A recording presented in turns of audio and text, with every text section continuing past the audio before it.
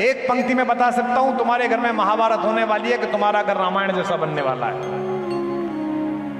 अगर तुम्हारे यहां संपत्ति को न देने के लिए युद्ध करने वाली भावना घर कर गई है दुर्योधन जैसी, तो तुम्हारे को इस महाभारत से कोई नहीं बचा सकता। और जैसा भैया कहें वैसा ही सत्य है। अगर ऐसा लक्ष्मण तुम्हारे अंदर उतर गया है तो तुम्हारे घर में राम कथा जैसा आनंद बरसेगा ही बरसेगा। श्रद्धा आई है यहाँ सुनने, तो अच्छी बात है, हम भी श्रद्धा से सुनाने आए, श्रद्धा सुनने ही आई है, और क्या चाहिए। विश्वास हम है ही, और लाली तुम श्रद्धा हो, श्रद्धा विश्वास रूपीण है। भगवान का तो यही काम है। आप पूरी दुनिया को राम कथा सुनाते हैं, लेकिन इस पूरी कहानी में आपका सबसे प्रिय प्रसंग क्या है? ये तो क्या बात हुई। इस कहानी में मुझे ये बताओ कि अप्रिय क्या है। यहां का तो खलनायक भी इतना शानदार है? रावण जैसा खलनायक, हाथ में खंजर नहीं आंखों में पानी चाहिए। हे प्रभु ईश्वर भी मुझको खानदानी चाहिए। विश्ववा का पोता है, विश्ववा का पोता है। उत्तम कुल पुलस्त मुनि नाती, पुलस्त मुनि का नाती है। ब्रह्मा के शरीर से जिसकी उत्पत्ति हुई है, जिसने शंकर जी की स्तुति में क्या अद्भुत लिखा है, कभी पढ़िए और उसके व्याकरण की भाषा के साथ पढ़िए। इसका प्रतीक शास्त्री अद्भुत है। महानता इसकी एक दूसरे से जुड़ी हुई है। इस हॉल में बैठे हुए लोग और जो करोड़ों लोग सुन रहे हैं, एक पंक्ति में बता सकता हूं, तुम्हारे घर में महाभारत होने वाली है कि तुम्हारा घर रामायण जैसा बनने वाला है। अगर तुम्हारे यहां संपत्ति को न देने के लिए युद्ध करने वाली भावना घर कर गई है दुर्योधन जैसी, तो तुम्हारे को इस महाभारत से कोई नहीं बचा सकता। और जैसा भैया कहें वैसा ही सत्य है। अगर ऐसा लक्ष्मण तुम्हारे अंदर उतर गया है तो तुम्हारे घर में राम कथा जैसा आनंद बरसेगा ही बरसेगा।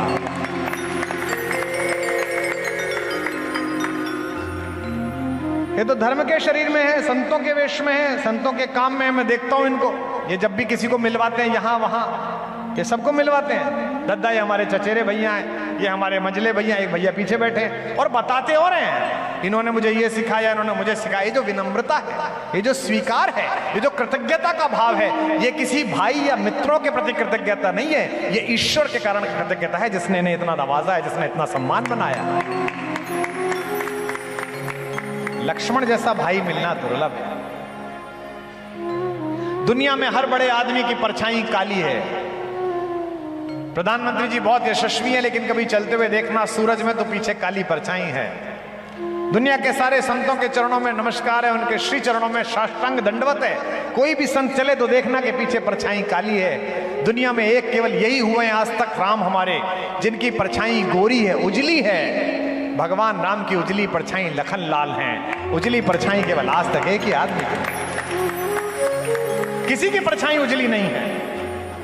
ये चारों भाई बचपन में जब पैदा हुए तो प्रजा ने कहा कि हम राजकुमारों को देखना चाहते हैं।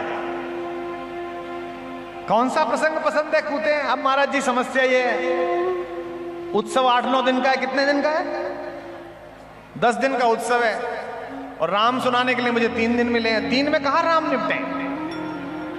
एक दिन तो शबरी ले जाएं, मन लग जाए तो एक दिन उर्मिला ही चली जाएं, और मन लग जाए तो एक दिन तो शत्रुघ्न ही चले जाएं, जिन पे कोई नहीं बोला आज तक। लेकिन समय की सीमा है, मर्यादा है। पालने में चारों राजकुमार लिटाए गए। सोने के पालने, प्रजा के आने का समय हुआ। द्वार खुलने वाला है। बागेश्वर धाम में दर्शन के लिए जो आप लोगों की आपाधापी रहती है, जब विग्रह में इतनी रुचि है तो साक्षात धर्म जब प्रकट हुआ होगा तो कितनी पागलपन की भीड़ उमड़ी होगी, कितने लोग आए होंगे। छोटे भगवान लेटे हुए हैं, लक्ष्मण जी लेटे हुए हैं, भरतलाल जी, शत्रुघ्न जी और हमारे राघवेंद्र सरकार, सब चुप हैं। अचानक लक्ष्मण रोने लगे।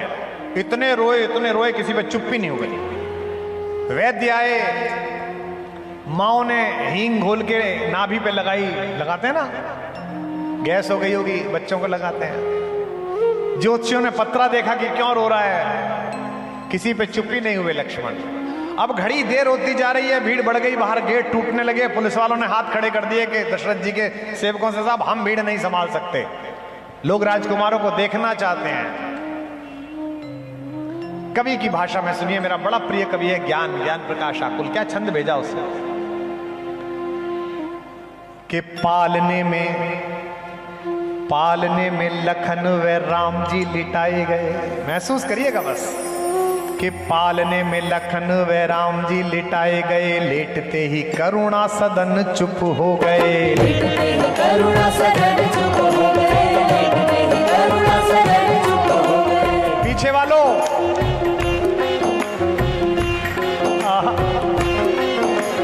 पालने में लखन व राम जी लिटाए गए, लेटते ही करुणा सदन चुप हो गए। लेटते ही करुणा सदन चुप हो गए, लेटते ही करुणा सदन चुप हो गए। किंतु लक्ष्मण कुछ ऐसा तेज रोए, किंतु लक्ष्मण कुछ ऐसा तेज रोए, जिन्हें रोता देख धरती गगन चुप हो गए। रोता देख धरती गगन चुप हो गए, रोता देख धरती गगन चुप हो गए। राजवैद्य आए कोई रोग ना बता सके तो, राजवैद्य आए कोई रोग ना बता सके तो, ज्योतिषी भी करके जतन चुप हो गए। ज्योतिषी भी करके यतन चुप हो गए, ज्योतिषी भी करके यतन चुप हो गए। राजवैद्य आए कोई रोग ना बता सके तो, ज्योतिषी भी करके यतन चुप हो गए। ज्योतिषी भी करके यतन चुप हो गए, ज्योतिषी भी करके यतन चुप हो गए। गुरु ने उठाया, तुम भी उठाओ। गुरु ने उठाया और लखन को राम के, गुरु ने उठाया और गुरु ने उठाया और लखन को राम के चरण में लिटाया तो लखन चुप हो गए।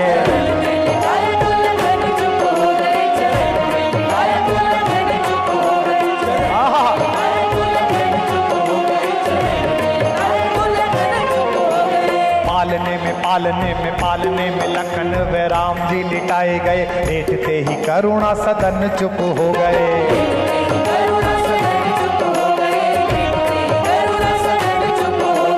किंतु लक्ष्मण कुछ ऐसा तेज रोए, जिन्हें रोता देख धरती गगन चुप हो गए।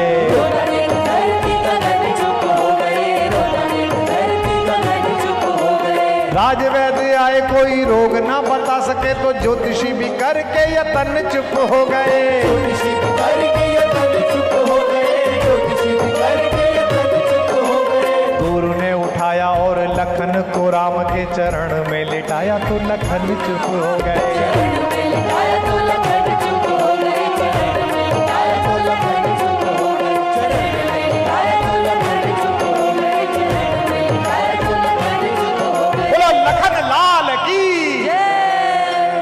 चरित्र पर बोले। श्रद्धा पूछती है कि आपको कौन सा प्रसंग पसंद है। ऐसी माएं मिलेंगी आपको। कौशल्या की मां का मैंने कल चरणा किया। बंदों कौशल्या दिश प्राची, कीरति जास सकल जगमाची। छत्तीसगढ़ जाता हूं तो रोना निकलता है, यहां से मेरी अम्मा आई है, दादी आई है, लेकिन लक्ष्मण की मैया सुमित्रा, आहा, ऐसी मां मिलनी दुर्लभ है। गए उनके पास वनवास के समय, लक्ष्मण सुमित्रा मैया से पूछा कि मैया, भैया जंगल जा रहे हैं कि मैं जाऊं कि नहीं जाऊं। कहा मां ने, बेटा तू गलत जगह पूछने आ गया, मैं तो तेरी मां हूं ही नहीं। तात तुम्हार मात वैदेही, पिता राम सब मात सने। सब प्रकार से तुम्हारी मां तो वैदेही है, और तू कहता है अयोध्या में रहूं कि ना रहूं। अयोध्या क्या है? अवध तहां जहां राम निवासू, जहां राम का निवास है वहां ही अयोध्या है। ऐसी मां मिलनी दुर्लभ है।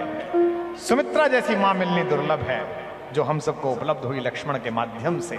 जो पे सिया राम वन जाही, अवध तुम्हार काम कछु नहीं। ऐसी कहने वाली मां मिलनी दुर्लभ है। और क्या कहती है सुमित्रा? फिर सुनो, कवि लोग कवियों को देख के मेरे मन में ऐसी गुदगुदी मचती है जैसी आपके संतों को देख के मचती है। क्या कहती है सुमित्रा मैया? यदि बांका बाल हुआ भी तो होगा भाई की सेवा में। कोई बात नहीं बेटा, अगर तुझे कुछ हो भी गया जंगल में, तू सुकुमार है, कुछ हो गया तो किस लिए? अरे भैया की सेवा कर रहा था। यदि बांका बाल हुआ भी तो होगा भाई की सेवा में, लग जाए प्राण की बाजी तो श्री रघुराई की सेवा में। देखना लाल मेरे हो तुम तो सत पर सदा अड़े रहना। ये सुमित्रा कह रही है अपने बेटे से, 14 वर्षों की सेवा में वीरों की भांति खड़े रहना। जाओ प्रसन्न रखो उनको, जो मुद मंगल के दाता हैं। फिर सुमित्रा मैया की जयकार उठेगी अगली पंक्ति पर, जाओ प्रसन्न रखो उनको जो मुद मंगल के दाता हैं। अब पिता तुम्हारे रामचंद्र, अब सिया तुम्हारी माता है। बोलो सुमित्रा मैया की। ऐसी मां जिसने लक्ष्मण जैसा बेटा जन्म दिया हो, कैसी है? अब पिता तुम्हारे रामचंद्र और सिया तुम्हारी माता है, ये कहने के लिए साहस चाहिए। हॉस्टल भेजते हो बच्चे को तो 3 दिन अंधेरे में चुपचाप रोते हो कि बेटा चला गया।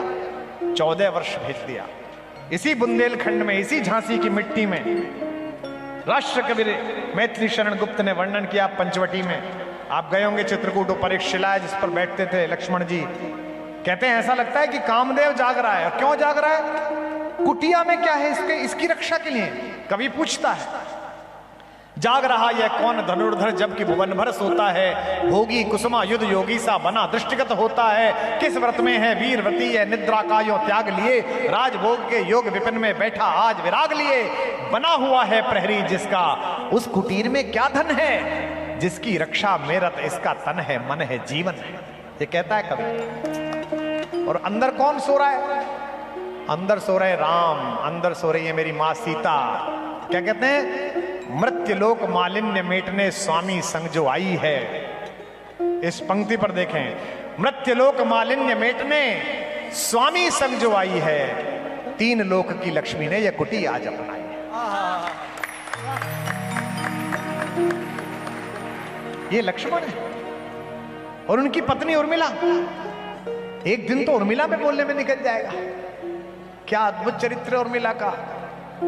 पंचवटी में जब पूरा घर मिलने के लिए गया तो उर्मिला भी गई मिलने के लिए। उर्मिला की बड़ी बहन है सीता, वो जेठानी होने के अतिरिक्त बहन भी हैं। उन्हें मन में लगा मेरी मैया को कि मैं तो फिर भी अपने पति के साथ रहती हूं, मेरा देवर तो अकेला ही रहता है। इसके मन में भी होगी कि अपनी पत्नी से मिले, और मेरी छोटी बहन के मन में भी होगी कि ये दोनों मिलें। तो पंचवटी में उल्लेख आता है, मैथिली शरण गुप्त कहते हैं कि सीता जी ने कहा कि हे लल्ला सुनो, हमारी कुटिया में जरा फूलों की डलिया रखी है, वो ले आओ, माला बनानी है ना।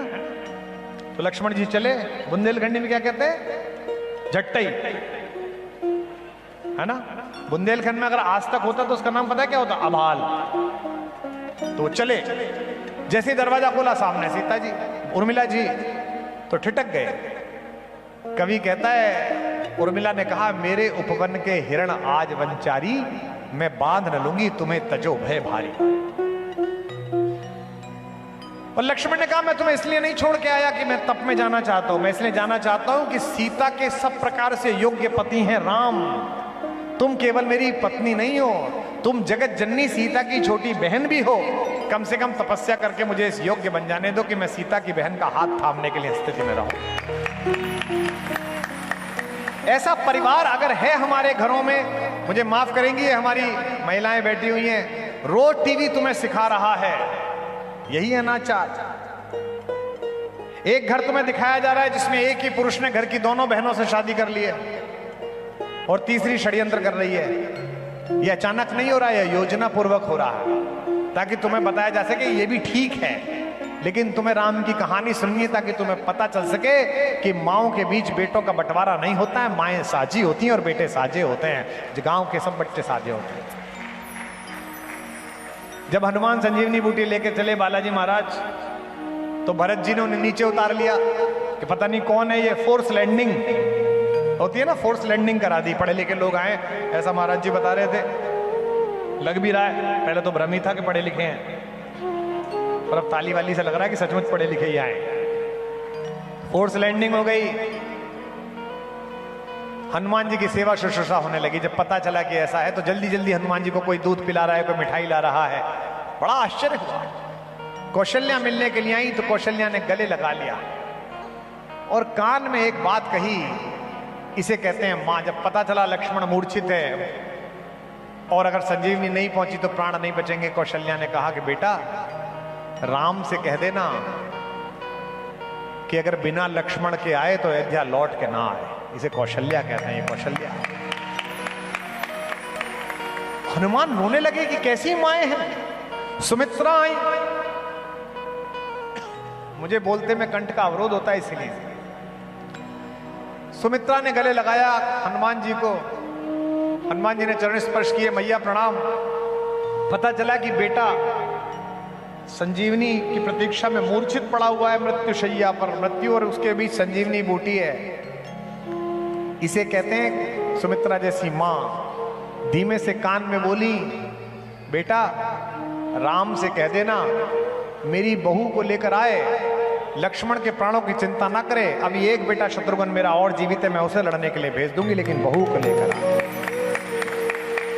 ये माए हैं। उर्मिला प्रसन्न है, दूध ला रही हैं। जेठ जी कैसे हैं, आप कैसे हो?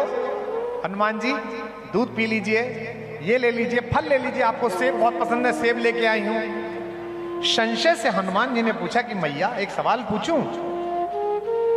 आप इतनी खुश दिख रही हैं, इतनी प्रसन्न, मुस्कुरा रही हैं, हंस रही हैं, उधर आपके पति के प्राण संकट में मैंने बताया। तो उर्मिला ने कहा, आपसे किसने कह दिया कि मेरे पति के प्राण संकट में? ने कहा, वहां सुषेण वैद्य ने कहा कि अगर मैं संजीवनी लेकर नहीं पहुंचा तो आपके पति के प्राण पखेरु उड़ जाएंगे। इसे कहते हैं विश्वास, श्रद्धा। तुमने पूछा है विश्वास से सवाल, श्रद्धा विश्वास रूपेण, इसलिए कह रहा हूं तुम जहां भी बैठी हो बिटिया। उर्मिला ने कहा, आप भी कैसी मजाक करते हैं, कैसा परिहास करते हैं हनुमान जी। उनको कुछ नहीं होगा, आपको यकीन नहीं है तो यहां माह भर रहकर देख लीजिए, 1 महीना रह जाइए, रात छोड़िए, वो सुबह तक एकदम ठीक ही रहेंगे 1 महीने बाद भी। हनुमान जी ने कहा, आपके इस भरोसे का क्या कारण है? उर्मिला के उत्तर पर गूंज जाएगा ये पंडाल। उर्मिला ने कहा कि आप कैसी बात करते हो, वो जिसकी गोद में लेटे हुए हैं ना, वहां से यमराज तो क्या महाकाल स्वयं उठा करने ले जा सकता था।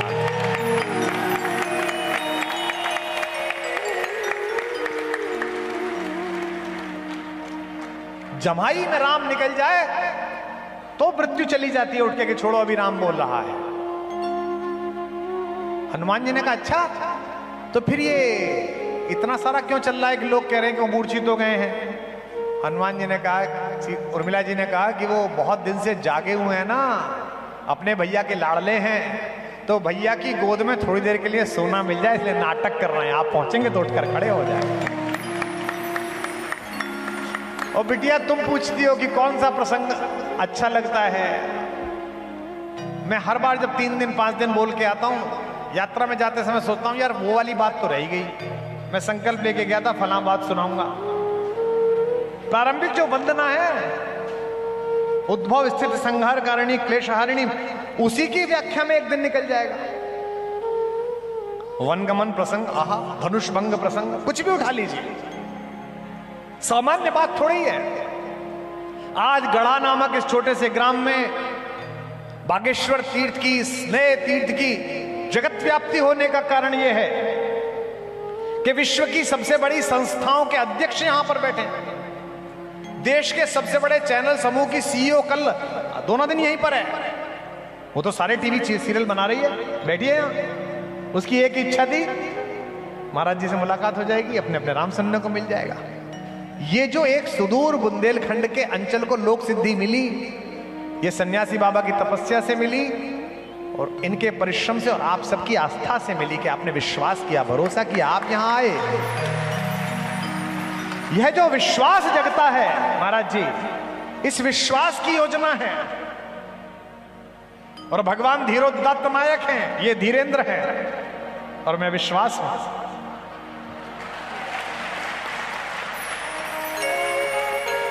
हम दोनों भैयाओं का यही संबंध है।